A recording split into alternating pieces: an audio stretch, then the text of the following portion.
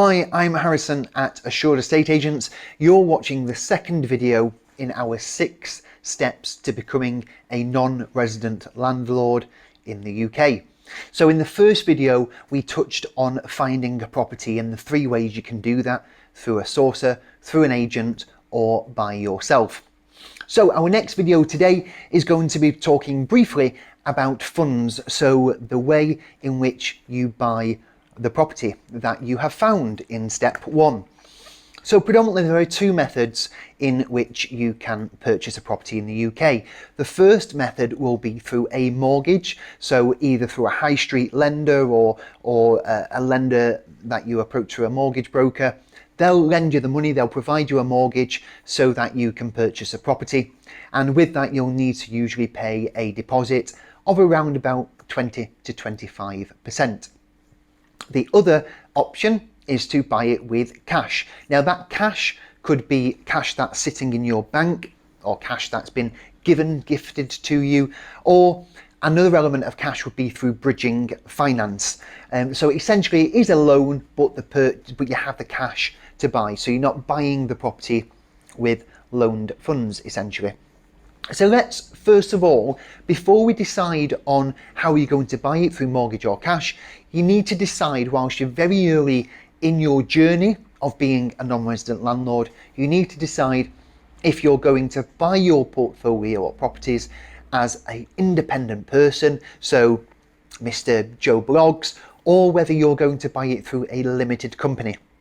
So you may want to create a UK limited company called Property ABC 123 Limited, and you might want all of your properties owned by that limited company. Now, I'm not a mortgage advisor and I'm not a tax advisor, so I can't give specific advice about that. So really need to speak to your accountant in the UK and also a mortgage broker, of which both links are in the comments of this video. Speak to them about the best options in buying either as a trader, an independent person, or as a limited company. Depending on the size of the portfolio that you want to develop, may determine whether you buy it as limited or independently. Some have certain tax benefits and as a limited company. So do take some informed advice from an accountant who's qualified in that field, or a mortgage broker.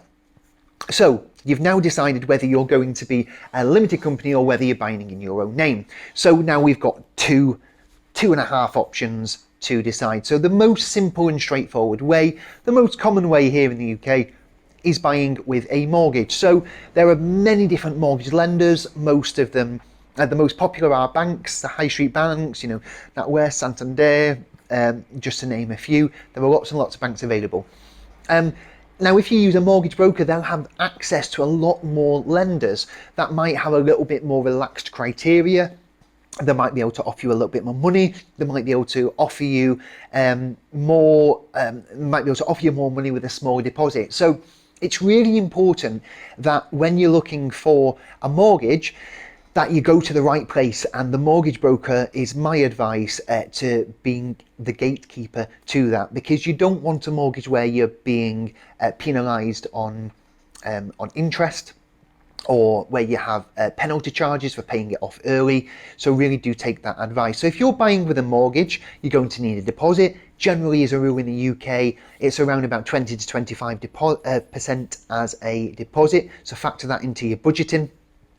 And then with a mortgage purchase, the property really needs to be in a habitable standard.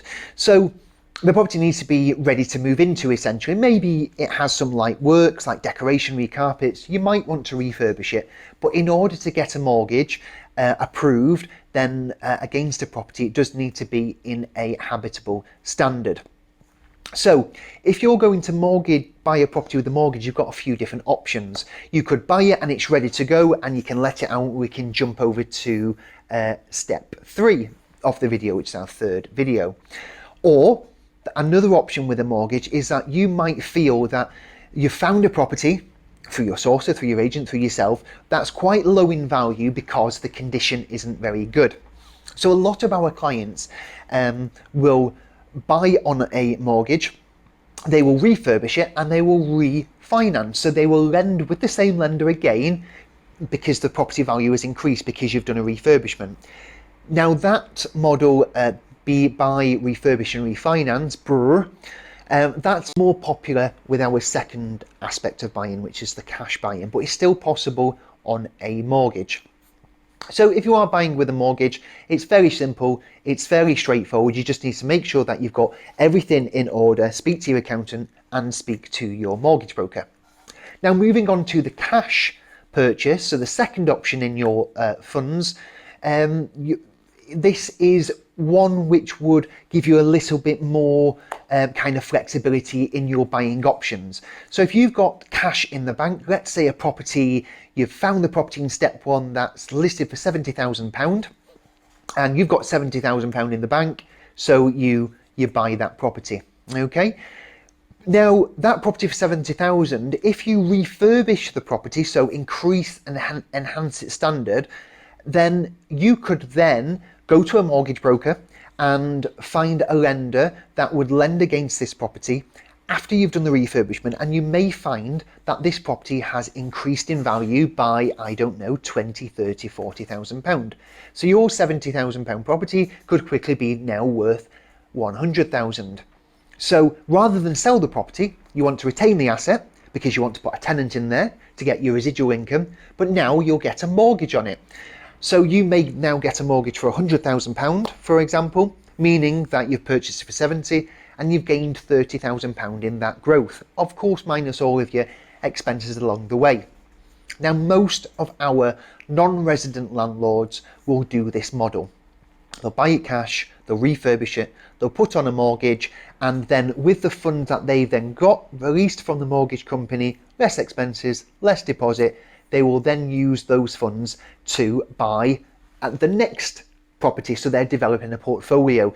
So some clients may want to split all of that money up into smaller deposits and buy properties that are ready to let out. So with £100,000, you might want to buy 4 properties and you might want to spread that £100,000 out across the deposits. Or your other option is to do exactly what you did with your first property. So you've got £100,000 pulled out of the property, and then you might want to find another property worth 70,000. Buy that with cash, refurbish it, then refinance with a mortgage, and then keep going. And that's how the majority of our clients develop their portfolio. So essentially, with savings in their bank of 70,000 or 80,000, they can start a very healthy and quite diverse property portfolio in a relatively short period of time by constantly lending on their future properties. Now, as I say, you really need to speak to an accountant, you really need to speak to a mortgage advisor, and then they will take you through all of those steps and tell you if it's possible and all the pros and the cons. Now, finally, as another element to the cash purchase, many of our clients will buy on bridging finance. So bridging finance is a form of lending, but it's probably a little bit easier to obtain. But it's the key element of bridging finance is it's extremely short term. So whereas a mortgage would be for a period of, I don't know, 25 to 50 years, for example, bridging finance will usually be for 6 or 12 months. And what that does is if you've got limited funds saved, say just enough money for the refurbishment and not for the purchase, you would purchase your property through bridging finance or a loan. You would use that funds to buy the property, use your savings to do the refurbishment, and then you would put a mortgage on the property at the higher value from the refurbishment, release that equity, and then pay off your bridging finance in one go.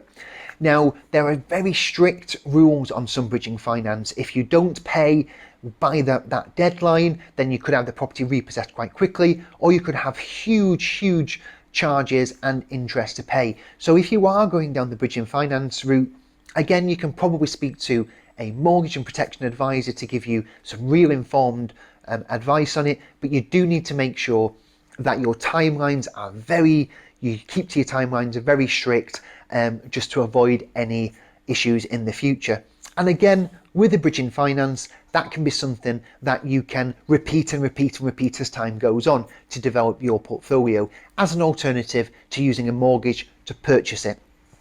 Now, what are the benefits of buying with a mortgage versus buying with cash? What are the pros and cons? Well, first of all, not everybody has the cash in the bank to be able to buy a property outright. Of course, I certainly don't, and many people won't. So mortgage or bridging finance could be the only option. Now, the negative of this with a mortgage is that you do run up quite a lot of costs, because your solicitor's fees will be a little bit more expensive because they have to do the conveyancing for a mortgage, which we'll talk about in video number 4. And of course, the length of time it takes. Cash purchases are very quick, and in comparison to a mortgage purchase will, at the moment in the UK in 2022, it's currently taking on average 4 to 7 months, between 4 and 7 months. We have had one recently that's took almost 12 months. So if you want to develop your portfolio quicker, then maybe cash or bridging finance might be the way forward. So there are your options in terms of funds. You can get a mortgage, you can buy cash, or you can buy with bridging finance. And then from that, you've got other options of buying, refurbishing and refinance, or you can buy and let out straight away. So there are all different options, and it really depends on what your circumstances are and what you want to get out of it. So like I said earlier, in the link in the comments of this video, there is a link and contact details for our mortgage and protection advisor, who will be able to talk you through those steps. So this has been video number 2 in 6 steps to becoming a non-resident landlord, and I'm Harrison at Assured Estate Agents.